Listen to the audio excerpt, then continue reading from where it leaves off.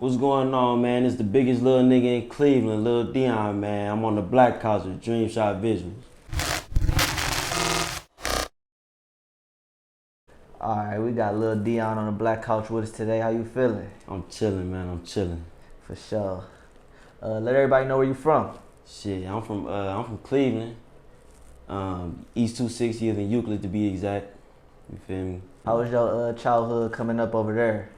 Cool as fuck. Like, live with my mom, big brother, my dad. You know, house full. We had friends all around the block. You know, you feel me?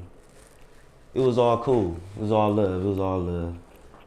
For sure. Was you ever into anything like? No, I wasn't even no like trouble kid for real. Like, I did little stuff in school. I got suspended from school a couple of times and nothing major, nothing crazy. For sure. Yeah, this Cleveland though, so you know. Yeah, I had to stay out the trouble for sure. For sure. So you ain't never had no traumatizing experience, losing no friends or nothing? Shit, no, not for real. I mean, I lost my friend Dre, but he was playing football. You feel me? He was doing what he loved. So he died on the field? Yeah. Oh, yeah. Sure. He was in high school. But I mean, like, as far as people close to me, other than family members, none really for real. Like, I know a couple people, but I don't want to say I'm too close with them. You feel me? For sure, yeah. What age would you say things started changing for you? Like you started to find out what you really wanted to do in life? I was 16. That was when I started making flyers and everything. Like I just knew I wanted to get my name out there. So I'm like, man, I'm about to do something. But yeah, I was 16 in high school, just making flyers, going nuts, just making flyers, not even paying attention to the work. So when I built off that, I just got me into the party promoting and everything. So what got you into like making flyers? What made you want to do that? Like how did that start? It's a story that I tell everybody. It was a playoff game, and it was a playoff basketball game. It was Brush versus Glenville, and I put the flyer. I seen this flyer on Instagram. I'm like, man, that bitch low key shitty. I'm about to make a whole better one. So I made one, and everybody was reposting it. Everybody was trying to find out who made it and stuff. Even the players thought it was like college reps looking at them and everything. But it was cool for real though. And everybody just seen it, so I was like, man, I could just do this, make some bread off of this. For sure. So what was your transition to the party promoting? How did you get into that? I was making a party flyer for DJ Bank Shack one time. And it was called the Woe Party, and I was already doing a couple little parties within my little community, but I took it serious when he let me be on that party, and it was pretty much a wrap from there. That bitch was a banger. I ain't even gonna fake.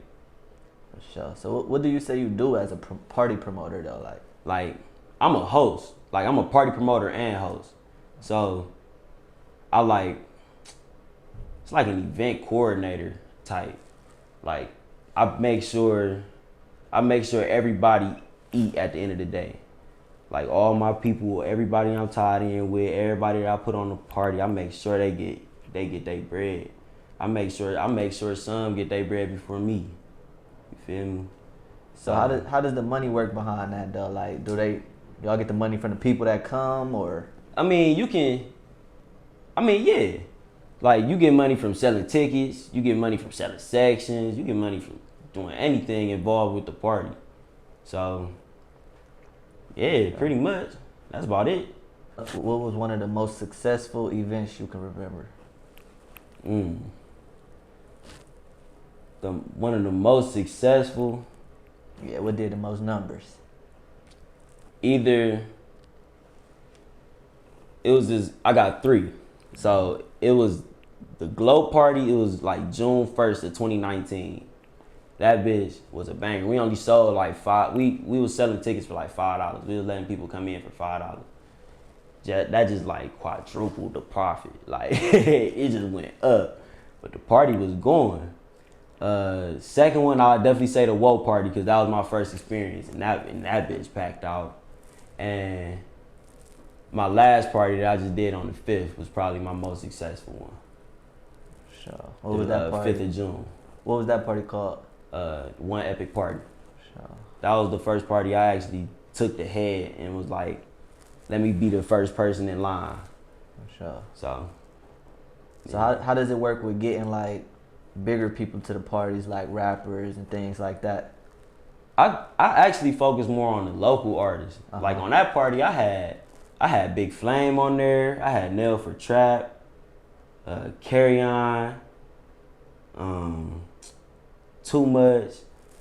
I had a couple people on there, and even all through the DJs. Like I had Cool, Shaq 2 times. We was lit for sure.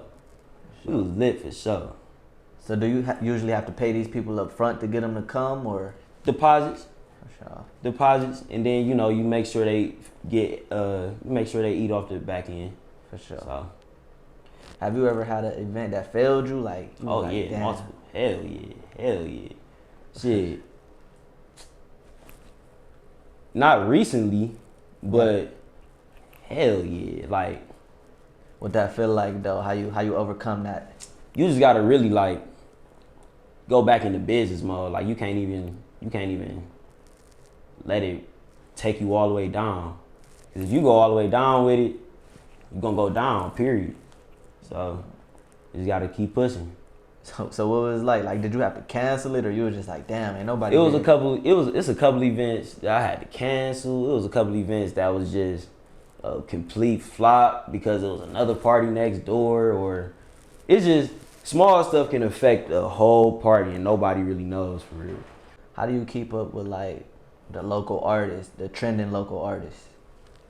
You just kind of look at social media for real.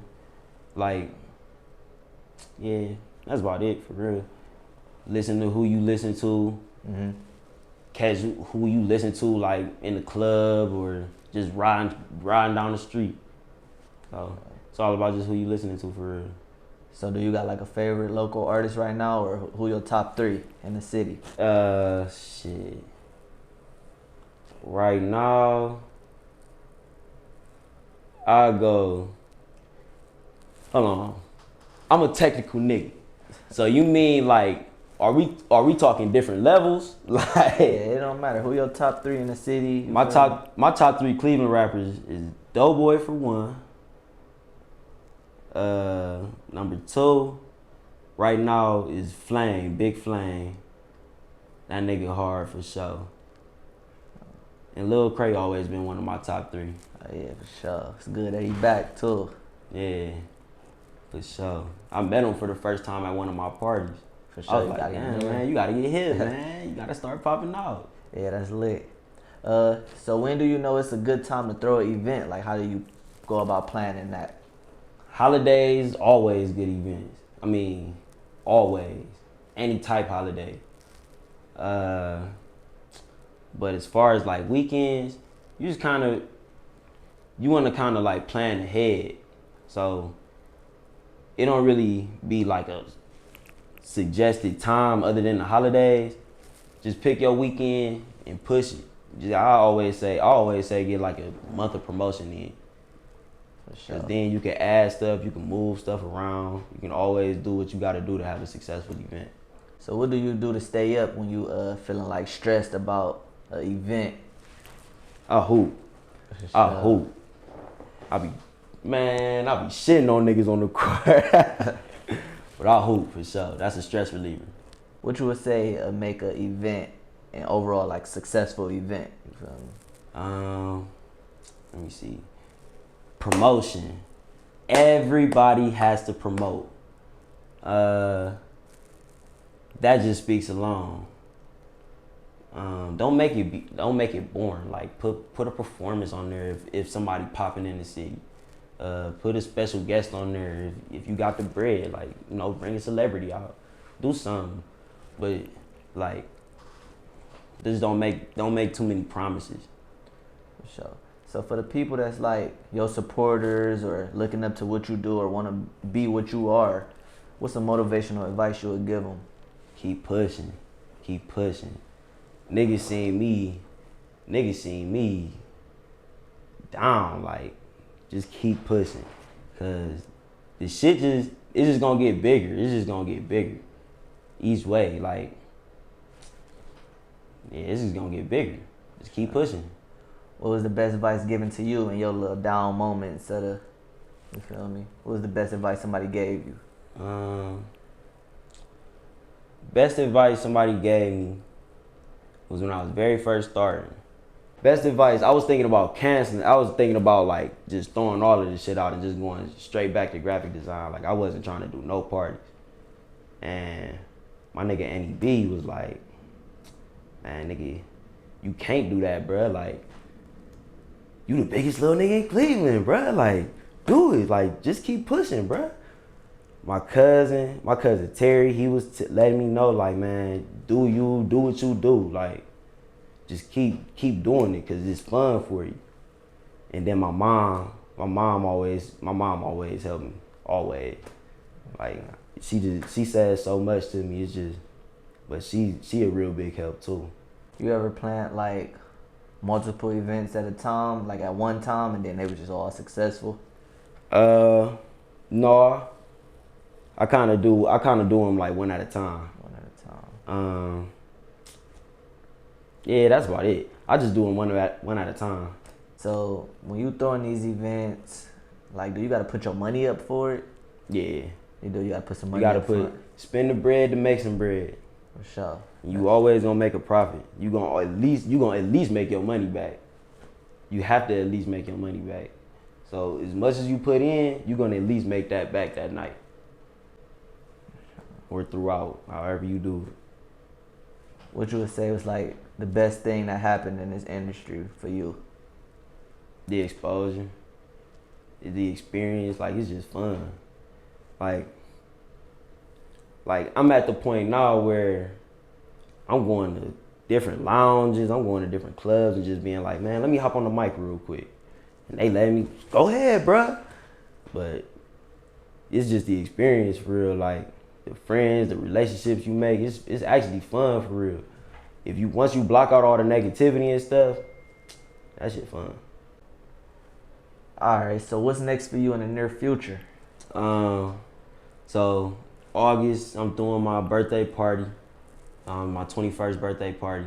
It ain't gonna be like Lil Deon's birthday party, but it's gonna be something.